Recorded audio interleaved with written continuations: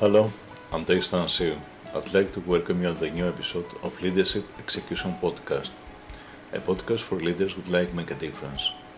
My goal is to inspire you to take the initiative, to change what no longer works, and to provide you with the necessary strategies, approaches, and tools to achieve that. Without delay, let's start with today's topic. Timothy Carroll is an international consultant on personal and professional development sector, lead athlete and author of an excellent book on leadership with the title The Evolutionary Leader, 5 Steps to Dramatically Develop People and Performance. His insights and consultancy has helped many corporate clients all over the world to evaluate their human capital and enhance its performance, while his coaching skills assisted many private clients to find their way toward achieving their goals. Timothy is a recognized expert in the organizational behavioral change, having helped directed and consulted many people and organizations towards achieving their peak performance.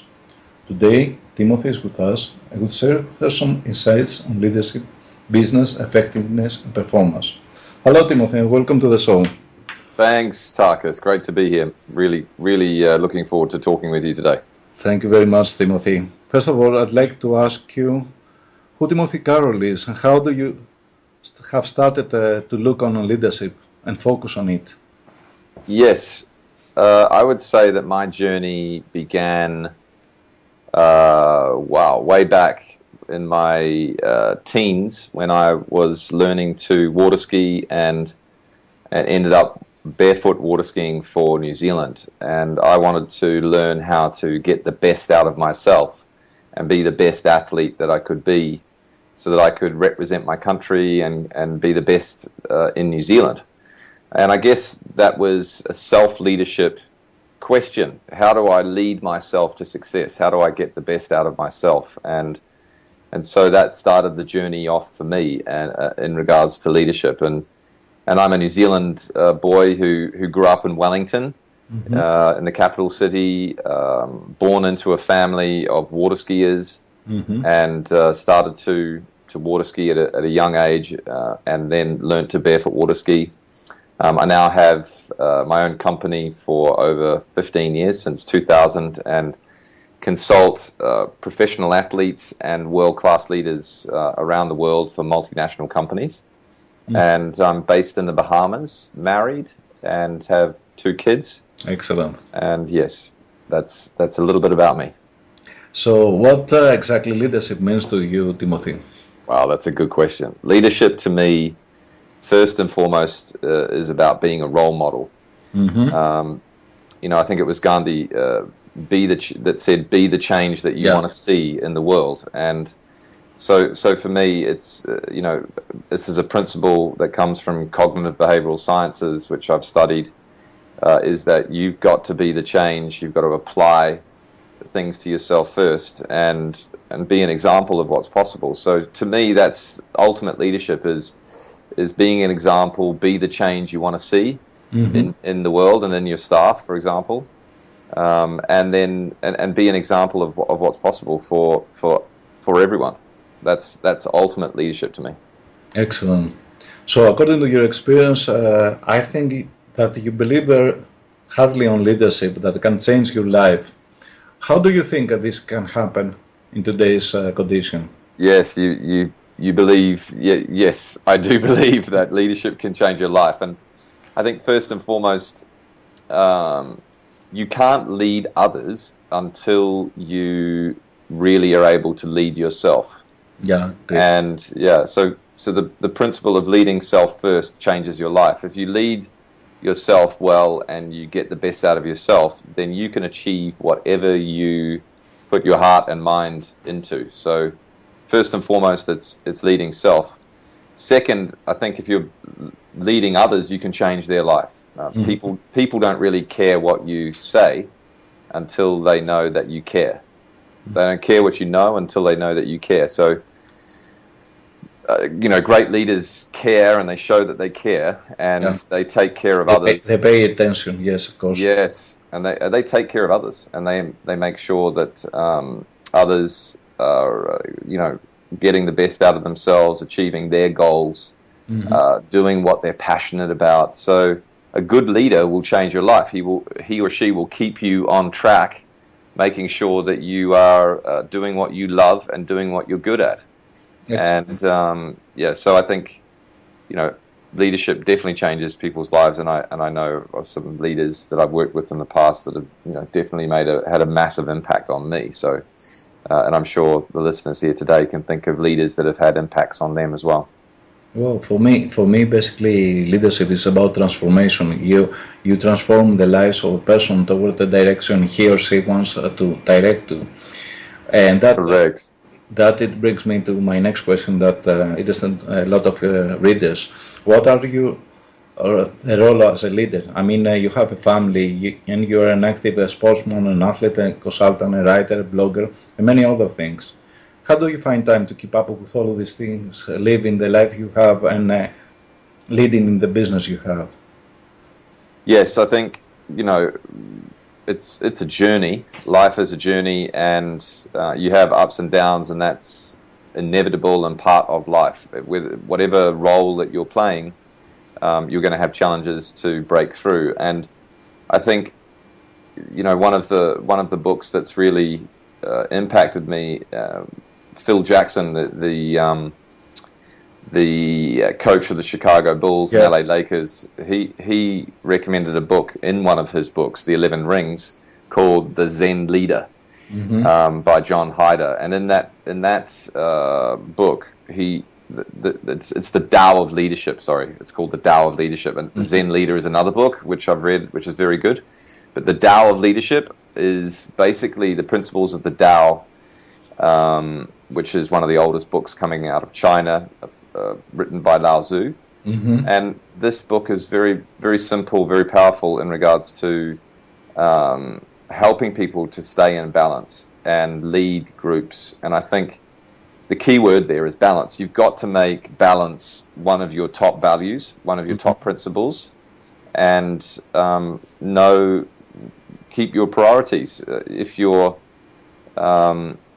too focused on work, then you're going to lose balance with your family. If you're too focused on your family, you're going to lose balance with your work. And if you're not focused on your health, then that can be detrimental to the performance of yourself and your company and happiness in the family. So balance between the things that are important to you in life has to be your number one goal, I believe. And that is very high on my list, right up there. Excellent. Yeah. Excellent. And talking about books, I'd like to ask what the evolutionary leaders is and why you have written it. Yes. The Evolutionary Leader is a book that is about transformation. It's about helping leaders, existing leaders and potential leaders to understand how they work as a human being, and empower them to transform themselves into the best person, the best leader, the best mum, the best dad that they can be, and support them in being all that they can be. So it helps the reader, to learn about the mind and how to master that, to learn about our emotions and how to master those, to learn about the physical body and our health and how to keep that in balance. And most importantly, I believe, and one of the biggest things that I've learned in my career is how to switch off your mind, to go into that place where professional athletes go, where there's no thought, no mind, just being in the now, being present, and executing what you're doing. Essentially getting out of the way of yourself. That's what I like to call it, is that you stop minding and get out of the way of yourself, and performance naturally happens and happiness naturally occurs. So this is called the zone or the flow in sports psychology. And it's something that I think is very important for leaders to learn. So I've included techniques in the book of how to still your mind, stop your thinking, and be present, be in the now. Yeah, it is an excellent book in any case, because it reminds me a lot. I have a small experience in martial arts, and it reminds me, your book, a lot of katas, which is practices until you need something to be done. And I think your book is an excellent manual on that. but Thank you. it does not reflect your own, just your own path or your present status. It is rather a description of a course of action for anyone to follow, I think. It has valuable lesson for everyone if he wants to commit it on that path. Yes, I would agree with that. It is, I would say, a workbook which gives practical tools to people on to help them to master themselves and evolve their consciousness and their thinking and ability to not think, so that they can lead themselves, get the best out of themselves, perform to their potential, perhaps even exceed what they think they can achieve. And that's what it's all about, empowerment, to help people evolve. Excellent. So if you could give only one piece of advice to a person who would like to embrace the principle you described in your book, what that would be? One piece of advice. It's a good question. I think you've got to be committed to embodying and immersing yourself in practicing the principles that come out of the book. So just like when you're learning a new language, you need to decide that you want to learn this language and speak it fluently. Then you need to commit to practicing it and immersing yourself in it so that you merge with it, literally. And I would say that's the same with this book. It is to merge with the knowledge and use it daily and apply it to your life daily until it becomes part of you.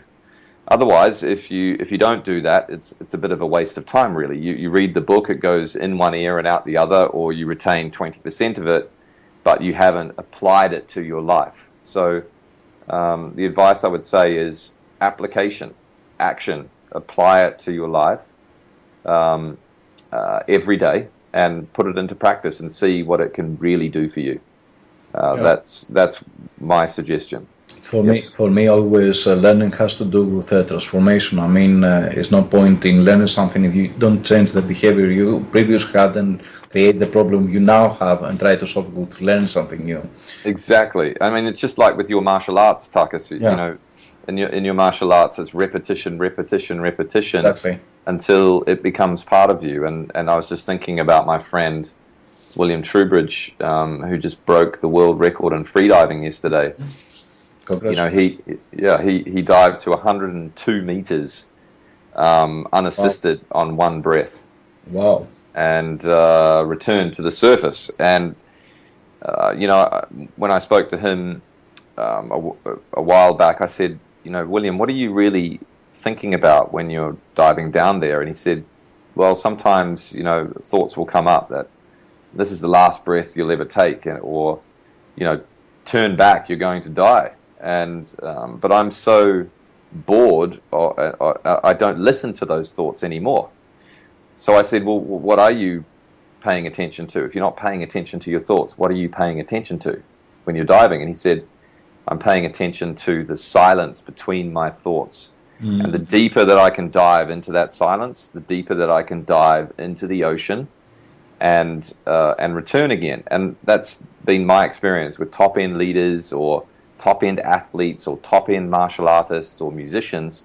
All of them are able to go to this place where they can still their mind, be super present, and allow all of that training to come out and express itself.